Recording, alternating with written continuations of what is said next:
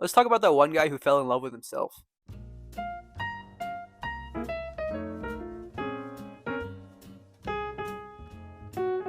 So before we talk about Narcissus and Echo, let's talk about Hera. And you know how Zeus can't keep it in his pants, right? Like he got hoes left and right. But one day, Hera was like examining all the nymphs that like Zeus was like cheating with. Like she was like, okay, which one of you is cheating with Zeus?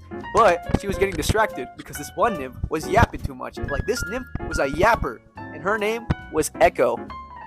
So this was very much distracting Hera, and she was like, quit your yapping, bro. So she cursed Echo to only like repeat the last few sentences of or last few words of a person. And that was her curse. And I don't know how Hera thought that would be less annoying. I mean, that would, for me, that seems like it's more annoying, but I guess you do you, Hera. Yeah, that sucks for Echo.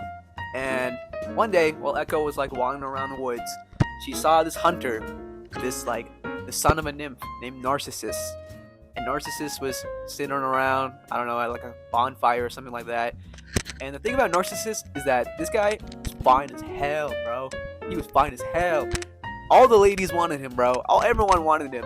But the thing is, he always rejected them because he thought they weren't too good for him because he was so self-obsessed with himself. But Echo didn't know this, and she was like, "Oh my god," or she thought this because she can't say it out loud. She was like, "Oh my god, this guy's fine as hell. I need to get close to him." Yeah, one day Narcissus got lost in his hunting crew, and he was like yelling out loud, like, "Who's there? Anyone there to help me? Anyone there to help me?" And Echo, since she can only repeat like the last few words of like a person, she was like, "Is anyone there to help me?" And Narcissus was like, "Okay, so if someone's there, can you come closer?" And Echo said, "Can you come closer?" And he was like, "What the hell? Who's saying that?"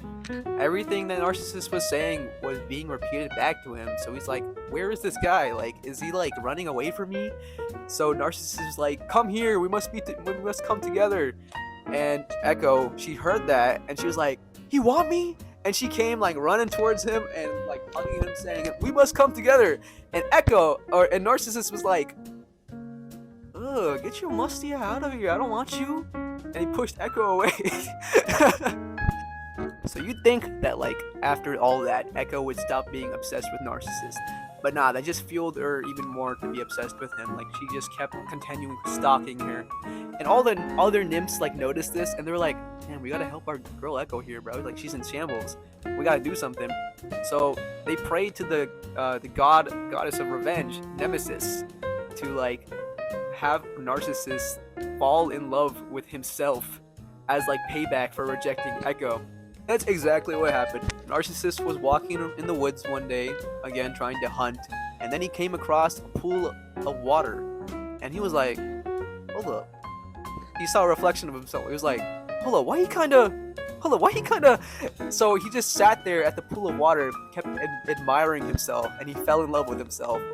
And he sat there basically until he like died of thirst and hunger, and he just died. And after that, Echo died in grief too. But yeah, it's the story of Narcissus and Echo. So if you ever see a self-obsessed guy, just know that you can't get as self-obsessed as Narcissus.